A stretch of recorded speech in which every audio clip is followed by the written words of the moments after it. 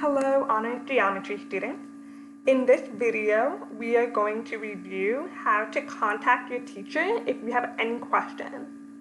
So if we go to the home page of our honored geometry class and scroll down towards the bottom, you should see a button in the middle that says Contact Your Teacher. When you click on that button, it will bring us to a page that has all 4 honored geometry teachers listed, along with a picture of us in case you would like to know what we look like. And then on the right side is our email. So there are 2 ways that you can send an email. If you have your email already set up on the device that you're using, you can simply click on the email link and it will automatically set you up to send your email.